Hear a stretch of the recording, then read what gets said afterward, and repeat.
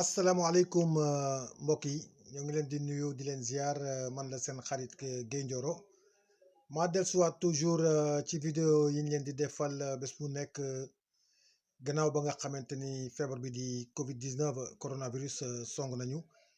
et que ñu jàpp ni devoir la ci ñun comme bépp sénégalais comme bépp africain sax en ce moment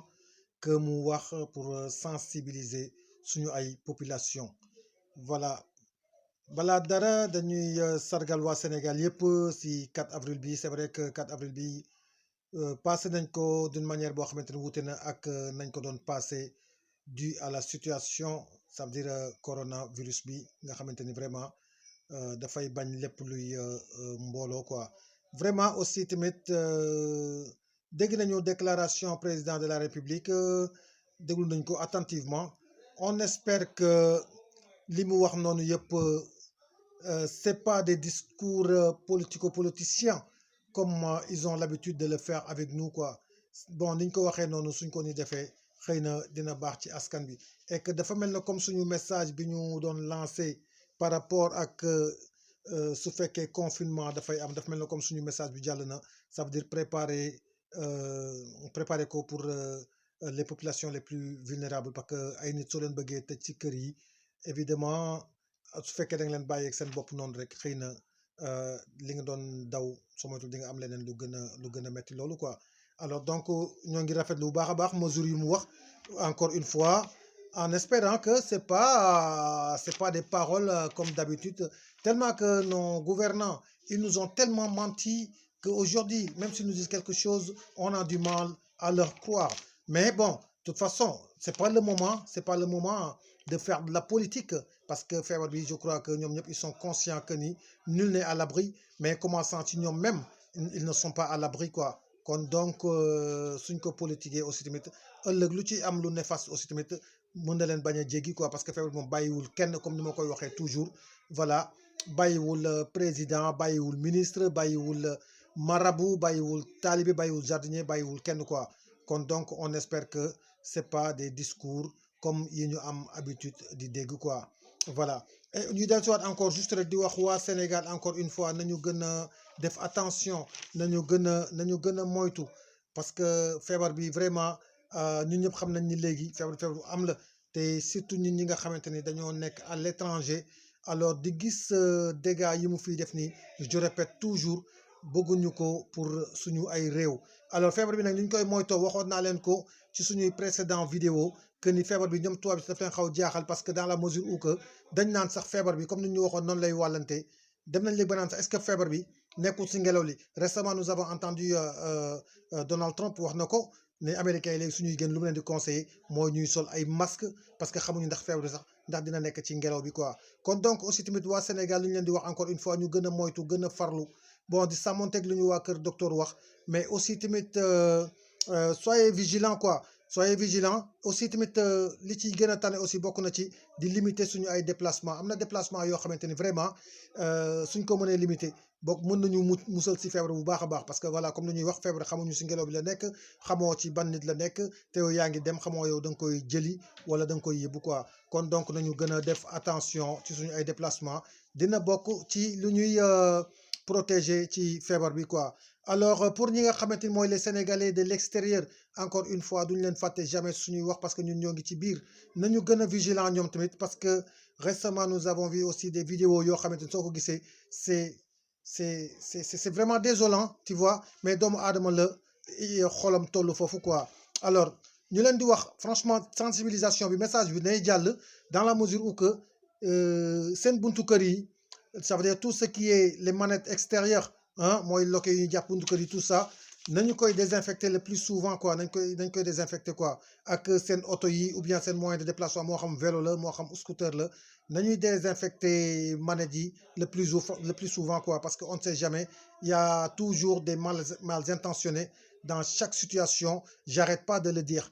wax naa ko ci vidéo yi passé il y a toujours des mal intentionnés quoi te xamuñu lan moo nekk am na ñoo xam xamuñu lan moo nekk seen yéene quoi kon donc soyez vigilants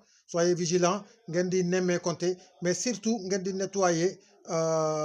seen manette yi quoi moo xam buntu kër gi la moo xam buntu appartement bi la wala buntu oto bi la wala scooter bi la xam nga da leen ko désinfecter souvent quoi voilà parce que xamuñu la moo nekk seen yéene voilà pour ce qui concerne li nga xamante ne aussi dafa nekk message boo xamante ne aussi bon devoir la en ce moment si bépp africain par rapport suñu déggee yenn propos yi quoi devoir la ci bépp africain aussi ñu yeewu quoi il est temps c'est vrai que dégg nañu le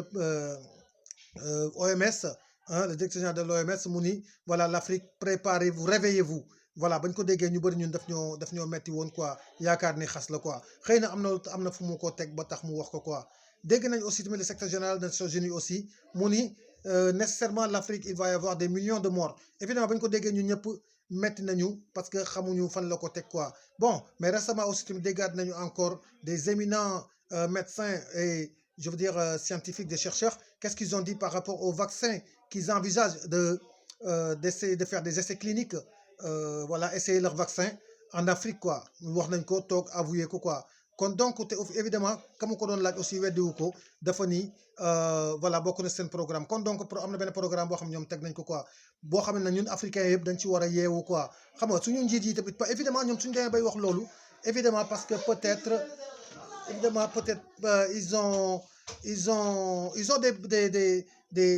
des bonnes complices quoi voilà ils ont des bonnes complices en Afrique mais malheureusement complices yi suñu ay njiit la ñuy doon en général quoi en Afrique quoi certains de nos dirigeants africains sont complices de ces gens mal intentionnés à travers l'Afrique quoi alors donc loolu yëpp nañu ci bàyyi xel gën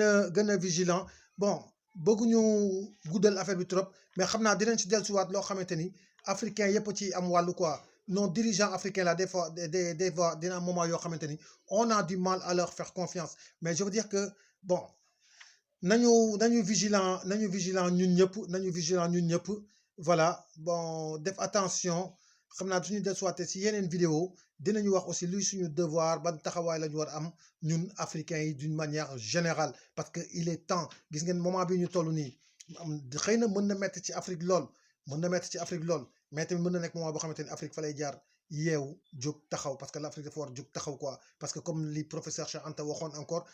Afrique dafa mel na comme benn taalibe bu toog ci saaku jama wala saaku milliard di yelwaan kon ku toog ci saaku milliard di yelwaan ça veut dire que xamul ci lu mu toog quoi mais nag bon malheureusement nous avons toujours des complices ci suñu biir ñoo xam ne ay africains la ñuy doon ay sénégalais la ñuy doon ñoo leen di jàppale ñoom ci seen bëgg-bëgg yooyu quoi waaye te suñu ñëwee suñu biir ñun dañuy mel na ñu bëgg di ñu reetaan fekk ay pion lañu si ñooñu quoi bon en tout cas dinañ si dellusiwaat wax lu gën a yaatu pour africains yi gën a def attention gën a jàppante gën a moytu et nag ñu préparer pour ëllëg même su dul pour ñun sax di pour suñuy doom quoi voilà ñoo ngi leen di remercier seen déglu et di leen wax ngeen partager vidéo bi comme ça ñu message bi jàll voilà ñu atteindre suñu objectif quoi parce que comme je dis je répète toujours l'important c'est pas la personne qui parle mais c'est le message vous pouvez le partager ou bien vous pouvez aller aussi sur YouTube Covid-19 Gaye Mamadou pour avoir toutes les vidéos yi nga xam ne def nañu ko dinañ del soit yéen ci beneen vidéo boo xamante ni dañuy wax mais vraiment à propos de l'Afrique quoi et les Africains et leur avenir waratuñ ci xaar kenn quoi je vous remercie c'est seen attention et incha allah si beneen vidéo incha allah jërë ngeen jëf